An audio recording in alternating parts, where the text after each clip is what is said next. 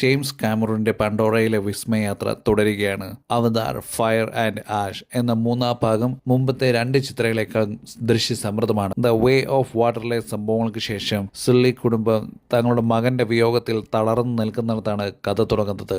സ്പൈഡറിന്റെ ജീവൻ രക്ഷിക്കാൻ ജേക്ക് സുള്ളിയും കുടുംബവും wind traders എന്ന നാടോടി ഗോത്രത്തിനോടൊപ്പം ഒരു യാത്ര തിരിക്കുന്നു.